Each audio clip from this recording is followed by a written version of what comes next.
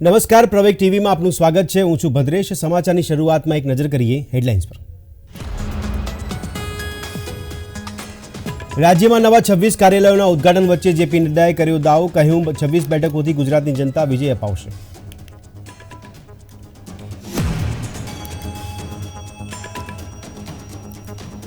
આસામ પોલીસે રાહુલ ગાંધી વિરુદ્ધ નોંધી એફઆઈઆર। ભારત જોડો ન્યાય યાત્રાને પોલીસે ગુવાહાટીમાં પ્રવેશતા અટકાવી હતી।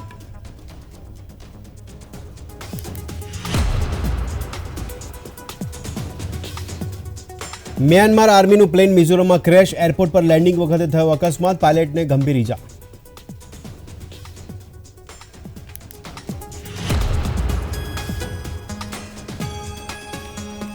સપ્તાહના બીજા દિવસે શેરબજારમાં જોવા મળ્યો મોટો કડાકો। સેન્સેક્સ 1000થી વધુ તૂટીને 70,370ના અંક પર બંધ રહ્યો।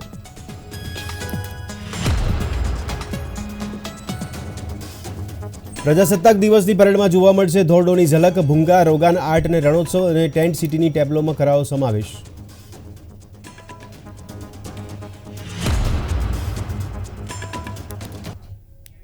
અને હવે સમાચાર જોઈશું વિગતવાર। ભારતીય જનતા પાર્ટીએ લોકસભાની ચૂંટણીને લઈને તડામાર તૈયારીઓ શરૂ કરી દીધી છે। ભાજપે રાજ્યમાં 26 લોકસભા બેઠકો પર એકી સાથે મધ્યસ્થ ચૂંટણી કાર્યાલયનો પ્રારંભ કર્યો છે। ત્યારે સુરતમાં મધ્યસ્થ કાર્યાલયનું મહિલા મોરચાના રાષ્ટ્રીય ઉપાધ્યક્ષ જ્યોતિ પંડ્યા અને સુરત મહાનગર પ્રભારી શીતલ સોનીના હસ્તે ઉદ્ઘાટન કરવામાં આવ્યું। આ કાર્યક્રમમાં કેન્દ્રીય મંત્રી દર્શના જરદોશ પણ ઉપસ્થિત રહ્યા હતા।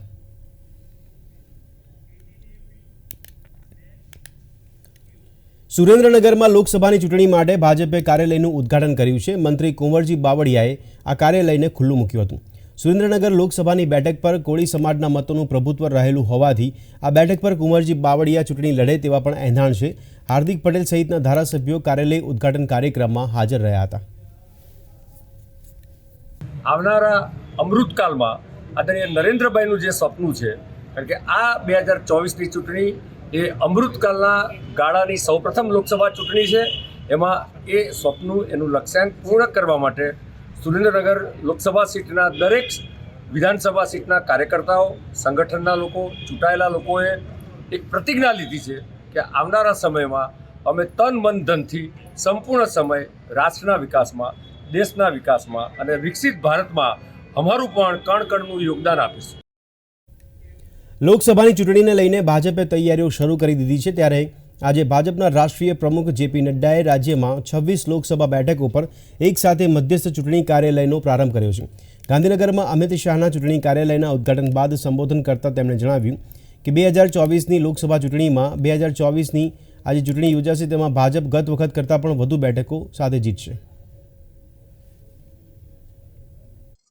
यह कार्यालय और इस कार्यालय के साथ साथ जो अन्य कार्यालय आज चुनाव की दृष्टि से खोले जाएंगे, मुझे आशा ही नहीं विश्वास है कि हम सब लोग आदरणीय प्रधानमंत्री मोदी जी के नेतृत्व में लोकसभा के 2024 के चुनाव में हम यशस्वी भी होंगे और जो हमारा पुराना रिकॉर्ड टैली है उससे कहीं अधिक सीटों के साथ आदरणीय मोदी जी के नेतृत्व में हम चुनाव जीत करके आएंगे।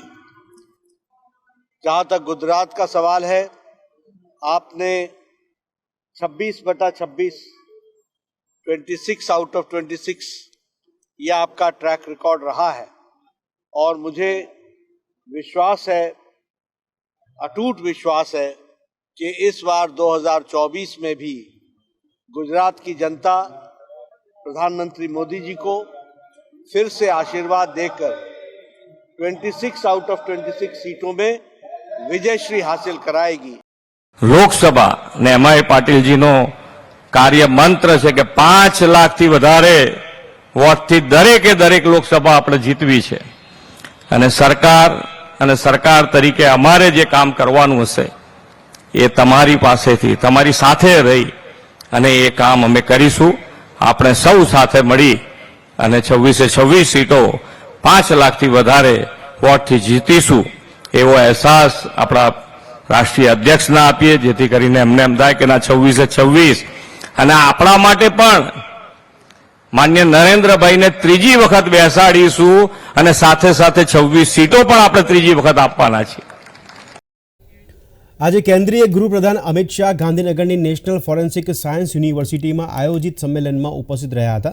આ દરમિયાન તેઓ centre of excellence in digital ફોરેન્સિક્સનું ઉદ્ઘાટન કર્યું હતું. બપોરે બાદ અમિત શાહ ભાવનગરના સોનગઢમાં જૈન સમાજના મહોત્સવમાં હાજરી આપનાર હોય રાત્રે 9 વાગે તેઓ અમદાવાદના રાણીપ સ્થિત રામજી મંદિરે ઉપસ્થિત રહેશે અને ભગવાન રામના આશીર્વાદ લેશે, જે બાદ મોડી રાત્રે તેઓ દિલ્હી જવા રવાના થશે.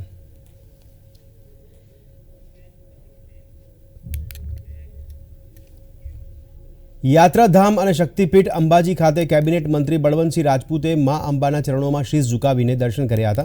તેમણે સર્વે શ્રદ્ધાળુઓની મનોકામના પૂર્ણ થાય તેવી પ્રાર્થના કરી હતી. અંબાજી મંદિર ખાતે મંત્રીએ માઈ ભક્તો સાથે માતાજીની આરતીમાં સહભાગી બન્યા હતા અને સાથે જ અયોધ્યા ખાતે શ્રી રામ મંદિર પ્રાણ પ્રતિષ્ઠા મહોત્સવના ઉપક્રમે અંબાજી મંદિર ચાચર ચોકમાં પ્રસિદ્ધ ભજન કલાકાર સુશ્રી મૈથિલી ઠાકુર અને તેમની ટીમ દ્વારા ખૂબ સુંદર ભજન સંધ્યાનો કાર્યક્રમ યોજાયો હતો.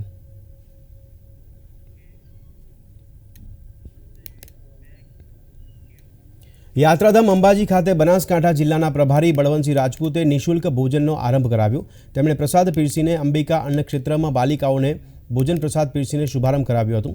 અંબિકા અન્નક્ષેત્રનું ઉદ્ઘાટન કરતા મંત્રીએ કહ્યું હતું કે 22 જાન્યુઆરીના રામ મંદિરની પ્રાણ પ્રતિષ્ઠાના દિવસે જ અંબાજી મંદિર સંચાલિત અંબિકા ભોજનાલય ખાતે નિઃશુલ્ક ભોજન વ્યવસ્થા શરૂ કરવામાં આવી છે.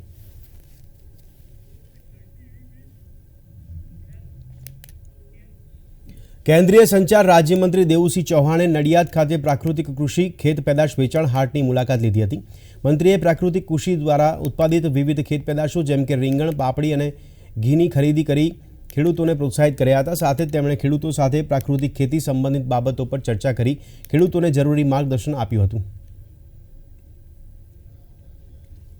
પ્રાકૃતિક ખેતીને બળ આપવા માટે આપણા માનનીય ગવર્નર સાહેબ આચાર્ય દેવવ્રત સાહેબજી અને ગુજરાત સરકારના મુખ્યમંત્રી આદરણીય ભૂપેન્દ્રભાઈ પટેલ સાહેબના સરકારના પ્રયત્નોથી ગુજરાતમાં પ્રાકૃતિક ખેતી સંદર્ભે ખૂબ મોટી જાગૃતિ આવી છે.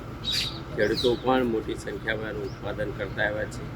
એ જ સંદર્ભ ખેડા જિલ્લાના કલેક્ટરશ્રીના માર્ગદર્શનમાં અને ખેતીવાડી વિભાગ વિશેષ કરીને આત્મા પ્રોજેક્ટ હેઠળ ખેડા જિલ્લામાં લગભગ 1,15,000થી વધારે ખેડૂતોએ આ પ્રાકૃતિક ખેતી ઉત્પાદન કરવાની દિશામાં નિર્ણયો કર્યા છે. તેઓએ તાલીમ લીધી છે અને હવે આ પ્રાકૃતિક ખેતીના ઉત્પાદક તરીકે ખેડૂતો પોતે માર્કેટમાં જવા માટેની જે લિંક હોય એ પૂરી પાડવા માટે ખેડા જિલ્લાના કલેક્ટરશ્રીએ ખેડા જિલ્લાના પ્રાંગણમાં જ કલેક્ટર ઓફિસના પ્રાંગણમાં જ આત્મા પ્રોજેક્ટ દ્વારા એક સરસ પ્રાકૃતિક હાટ નામે ખેત ઉત્પાદનને શાકભાજી હોય, વિશેષ ઉત્પાદન અનાજ, આ બધું જ અહીંયા વેચવાનો પ્રારંભ કરે છે.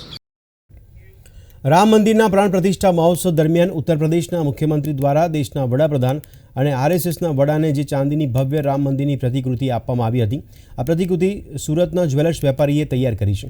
સતત 3 મહિનાની મહેનત બાદ 8 જેટલા કારીગરો દ્વારા અંદાજિત 3 કિલો વજનના ચાંદીના ભવ્ય રામ મંદિરની 2 પ્રતિકૃતિ બનાવવામાં આવી હતી. સુરતના પાર્લે પોઈન્ટ વિસ્તારમાં આવેલ ડી ખુશાલદાસ જ્વેલર્સના વેપારી દ્વારા આ પ્રતિકૃતિઓ તૈયાર કરવામાં આવી હતી. આ પ્રસંગે જ્વેલર્સ દીપક ચોકસીએ જણાવ્યું કે સુરતથી તૈયાર કરવામાં આવેલી ચાંદીના ભવ્ય રામ મંદિરની પ્રતિકૃતિ વડાપ્રધાન અને RSSના વડાને અર્પણ કરતા ખૂબ જ ખુશીની લાગણી અનુભવી રહ્યા છે.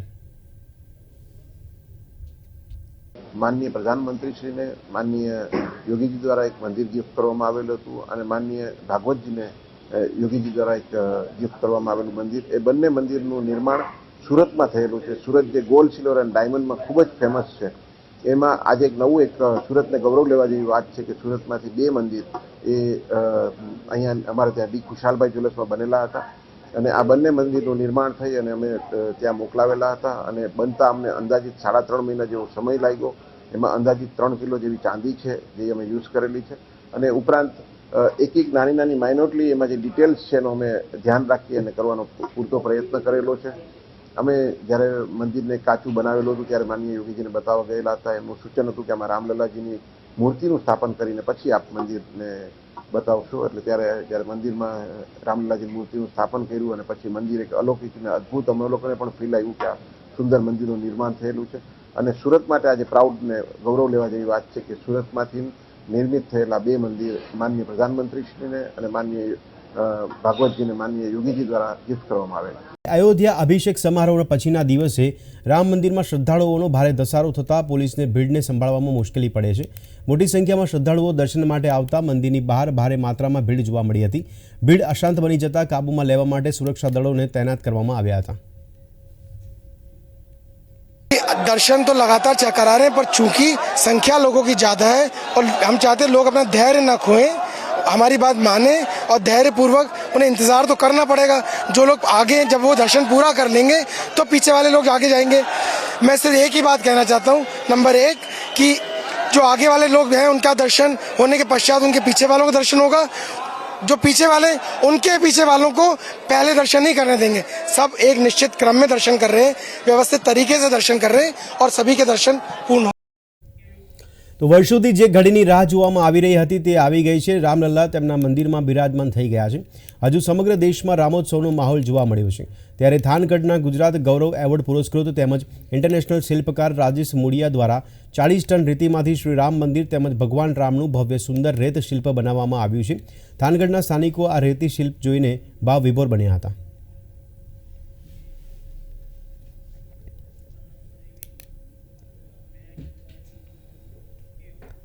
અયોધ્યા રામ મંદિર અભિષેક સમારોહના રંગે ચંગે સંપન્ન થઈ જતાં સમગ્ર દેશમાં ઉજવણી કરવામાં આવી રહી છે. ત્યારે સુરતના શુભમ જેમ્સના હીરા વેપારી દિનેશભાઈ મોણપુરાએ પુત્રના અનોખી રીતે લગ્ન કરાવ્યા. તેમના પુત્ર રાજ અને પુત્રવધુ દ્રષ્ટિએ રામ ભગવાન અને માતા સીતાના વસ્ત્ર ધારણ કરીને લગ્ન કર્યા હતા.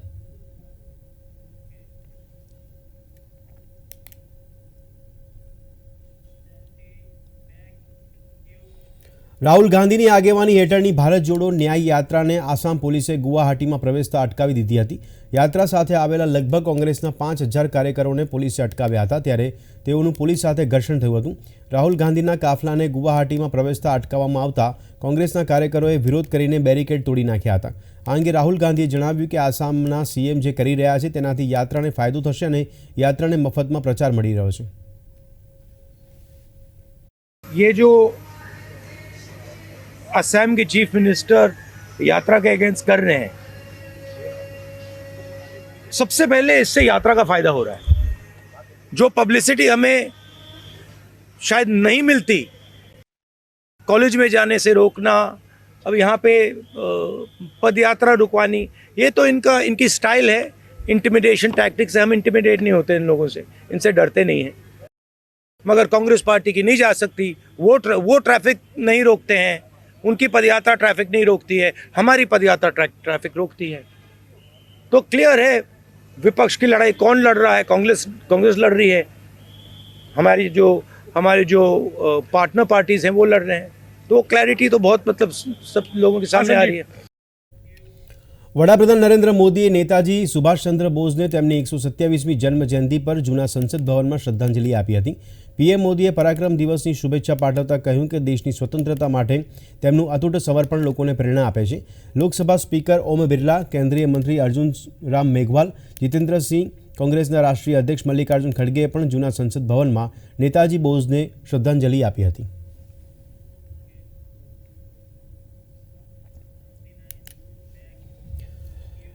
પશ્ચિમ બંગાળના મુખ્યમંત્રી મમતા બેનર્જીએ મંગળવારે કહ્યું કે નેતાજી સુભાષચંદ્ર બોઝની જન્મજયંતિને રાષ્ટ્રીય રજા જાહેર કરવામાં આવી નથી. રાજકીય હેતુઓ માટે રજાઓ જાહેર કરવામાં આવે છે એ દુઃખદ છે. તેમણે કહ્યું કે રજા રાજકીય હેતુઓ માટે જાહેર કરવામાં આવી છે, દેશ માટે બલિદાન આપનારાઓના સન્માનમાં નહીં.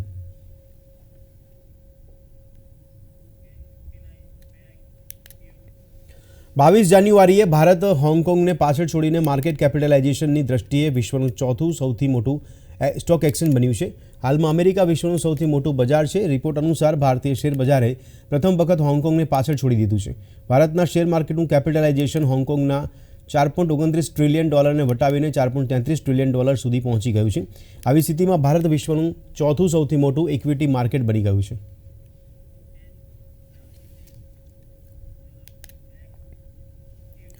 મિઝોરમની રાજધાની આઇઝોલ નજીક લેંગપુઈ એરપોર્ટ પર મ્યાનમાર આર્મીનું વિમાન ક્રેશ થયું હતું.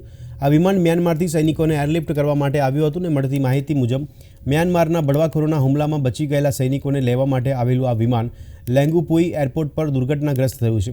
વિમાને લેન્ડિંગ દરમિયાન રનવે પરથી સંતુલન ગુમાવ્યું હતું અને બાજુમાં આવેલા ખાડામાં પડી ગયું હતું, જેને કારણે 2 લોકો ગંભીર રીતે ઘાયલ થયા હતા. અને અન્ય 12 જણને સામાન્ય ઈજા થઈ છે. ઉલ્લેખનીય છે કે મ્યાનમારમાં બળવાખોરો અને સેના વચ્ચે અથડામણ ચાલી રહી છે.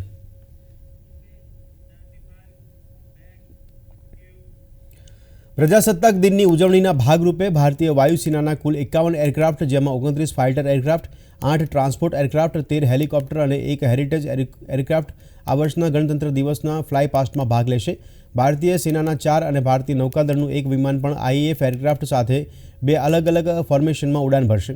આ તમામ એરક્રાફ્ટ 6 अलग अलग बेस परથી ऑपरेट થશે.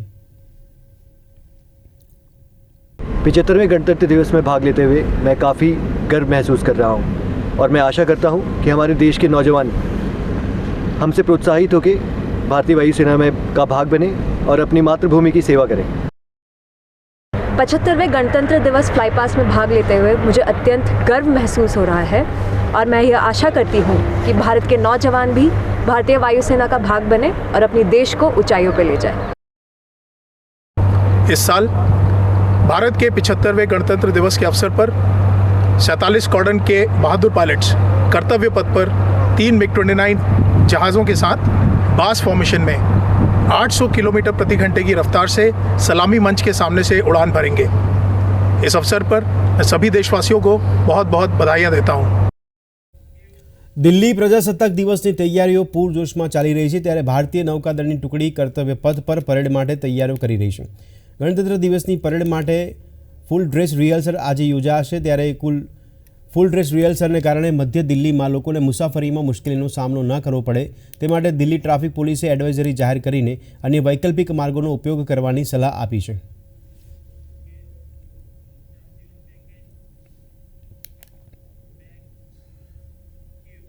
તો દેશભરમાં પ્રજાસત્તાક દિનની તૈયારીઓ ચાલી રહી છે, ત્યારે તે પહેલાં જમ્મુ અને Kashmir academy of art, culture અને લેંગ્વેજીસ દ્વારા શ્રીનગરમાં દેશભક્તિના સંગીત સમારોહનું આયોજન કરવામાં આવ્યું હતું, જેમાં જાણીતા કાશ્મીરી ગાયકોએ કાશ્મીરી ભાષામાં દેશભક્તિના ગીતો રજૂ કરીને તેમની પ્રતિભા દર્શાવી હતી. પ્રજાસત્તાક દિનનું પર્વ લોકશાહીમાં આનંદનો અવસર છે. આ દેશમાં આજે તેજસ જેવા વિમાનોથી લઈ અગ્નિ જેવી મિસાઇલ બનાવવાની ક્ષમતા છે. मंगल मिशन की सफलता अपना वैज्ञानिक विकास ने दर्शावे छे. हमारा ये प्रोग्राम पैट्रियाटिक सॉन्ग्स पर है और हुब्बुल वतनी के जज्बे से ये जो है ये मौसीकी का प्रोग्राम ऑर्गेनाइज किया गया है. आप जानते हैं कि इस वक्त मुल्क भर में जश्न जमहूरिया जो है मनाया जा रहा है और एकेडमी में बहुत सारे ऐसी तकरीबात जो हैं उनका इनेकाद किया जा रहा है. उसमें से एक ये भी था, इसमें मैक्सिमम जो कश्मीरी शोरा का हुब्बुल वतनी पर मबनी कलाम है उसको यहाँ जो है कंपोज करके आवाम के सामने जो है पेश किया गया है. विकसित भारत और भारत लोकतंत्र की मातृका थीम साथे 26 जान्युआरी 2024 रोज कर्तव्य पथ खाते 75મી प्रजासत्ताक दिवसनी परेड महिला केन्द्रित हशे. आ इवेंट कलाकारों और उत्साहियों ने एक साथ लावी एकता और गौरवनी भावना ने प्रोत्साहन आपे छे. हम सब इस कंट्री में रहते हैं और हमारा फ़र्ज़ बनता है कि हम इस दिन को अच्छे तरीके से मनाएं और पूरी दुनिया को ये पैगाम दें कि हमारा भारत महान है. इसमें यही मैसेज है कि हम लोग मिलजुल के रहें, सब मिल बांट के रहें. यही मैसेज है इसका, मेन मकसद तो इसका यही है. श्रीनगर में देशभक्तिना कार्यक्रम ए देशनी एकतानुं श्रेष्ठ उदाहरण पूरुं पाड्युं छे. आ दिवसनुं महत्व सिद्ध करवाना उद्देश्यथी दर वर्षे नवी दिल्लीमां एक महापरेडनुं आयोजन करवामां आवे छे. एकता है, मोहब्बत है, हमारा जो पैगाम है सबके लिए भाईचारा है, मोहब्बत है, प्रेम है और ऐसे प्रोग्राम होने चाहिए क्योंकि कल्चर ही एक है जिससे लोगों के दिलों में प्यार को जगाया जा सकता है. इसमें कोई बाउंड्री नहीं है, कहीं का भी हो, कोई भी हो. संगीत एक माध्यम है जिसके ज़रिए आप एक दूसरे के दिल में प्यार जगा सकते हैं और ख़ासतौर पर हमारे यहाँ पे लोगों के लिए ये ऐसे कल्चरल प्रोग्राम्स होने चाहिए. आ दिवसे लोकोना देशभक्तिनो उत्साह सहित समग्र देशनी एकता दर्शाववामां आवे छे. देशना विविध भागोमांथी अलग अलग प्रकारनी झांकीओ रजू करवामां आवे छे, जे प्रजासत्ताक दिनने भारतना राष्ट्रीय रजाओना प्रतीक तरीके जोवामां आवे छे. उत्तराखंडना जोशीमठमां भूस्खलननी घटनाना 1 वर्ष पछी पण परिस्थितिमां खास सुधारो थयो नथी. सेंट्रल बिल्डिंग रिसर्च इंस्टिट्यूटे हाथ धरेला ताजेतરના સર્વેમાં શહેરના 14 સ્થળોને હાઈ રિસ્ક ઝોન તરીકે જાહેર કરવામાં આવ્યા છે. CBRIએ તેનો રિપોર્ટ પ્રશાસનને મોકલી આપ્યો છે. હાઈ રિસ્ક ઝોનમાં મારવાડી, સિંહધાર, અપર બજાર, લોઅર બજાર અને મનોહર બાગ જેવા સ્થળોનો સમાવેશ થાય છે. CBRI द्वारा उस पूरे जोशीमठ का गहन अध्ययन किया गया जिसमें कि 9 वार्ड है जिसमें 2350 मकान है. इन मकानों का एक एक मकानों का जब हमने अध्ययन किया तो देखा कि उसमें से कुछ मकान जो कि जिसमें कुछ डैमेज नहीं है, बट कुछ कुछ मकान है जिसमें बहुत अधिक डैमेज है। तो उसके हिसाब से हमने ग्रीन, येलो, रेड और ब्लैक कैटेगरी में उसको डिवाइड किया था। उसी साथ साथ जियो टेक्निकल, जियो फिजिकल और जियोलॉजिकल इन्वेस्टिगेशन विभिन्न संस्थान द्वारा किया गया और उसका भी एक नक्शा तैयार किया गया और वो दोनों नक्शे को सुपर इम्पोज करके एक integrated hazard zonation map Joshimath का बनाया गया, जिसमें कि हाई रिस्क जोन चिन्हित किए गए हैं। और अभी हमने रिसेंटली जाकर वहाँ पे हाई रिस्क जोन में जो मकान आते हैं उनको आइडेंटिफाई करके डिमार्केट करती है। अब ये जो मकान इस चिन्हित जोन में आ रहे हैं, इनको अब दो ऑप्शन हमारे प्रशासन द्वारा दिए जाएंगे। वो एक तो कंपनसेशन ले लें, या तो दूसरा कि उन्हें एक सेफ लोकेशन पे उनको विस्थापित करें जहां पे एक स्मार्ट विलेज की तरह डेवलप किया जाएगा, जिसमें कि CBRN ने अपना पूरा डिटेल रिपोर्ट दे दी है। अभी जो सर्वे करने के बाद में अभी हमने देखा कि पिछले 6-7 महीनों में दरारों में कुछ बढ़ोतरी नहीं पाई गई, ना भू धसाव में। बट हाँ, कि जो हमने पिछले बार इन्वेस्टिगेशन किया था उसमें हमने जो पाया कि जो मारवाड़ी, लोअर बाजार, सिंहधार और मनोहर बाग और अपर बाजार, इस क्षेत्र के मैक्सिमम जो एरिया है वो हाई रिस्क जोन में आते हैं। तो यहाँ पे हमने जो चिन्हित किए हैं वो मकान अब विस्थापित करना पड़ेगा। 22મી જાન્યુઆરીનો દિવસ સમગ્ર વિશ્વ માટે યાદગાર બની ગયો છે, ત્યારે ભોપાલમાં આ દિવસે જન્મેલા બાળકોના નામ રામ સીતા રાખીને તેને જીવનભરનું સંભાળણું બનાવવામાં આવ્યું છે। મધ્યપ્રદેશના ભોપાલમાં 22 જાન્યુઆરીએ જન્મેલી છોકરીઓનું નામ માતા સીતાના નામ પરથી રાખવામાં આવ્યું છે। સોમવારે શહેરની JP ડિસ્ટ્રિક્ટ હોસ્પિટલમાં જન્મેલા બાળકોનું નામ ભગવાન રામ અને માતા सीताના नाम पर રાખવામાં આવ્યું છે। आज राम प्रतिष्ठा है। आज मुझे बेटी का सौभाग्य प्राप्त हुआ। क्या नाम रखेंगी आप बेटी का? सिया रखेंगे इसका नाम। सब लोग ने बहुत अच्छी खुशियाँ मनाई, मिठाई खिलाई और उसका बहुत स्वागत किया, दुपट्टा दिया।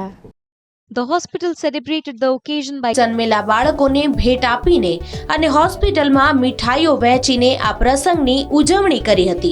દરેક નવજાત બાળકને ભગવાન રામને સમર્પિત એમ્બોસ્ડ ડિઝાઇન સાથેનું કપડું પણ આપવામાં આવ્યું હતું। સાથે જ પરિવારના સભ્યોને મીઠાઈ પણ આપવામાં આવી હતી।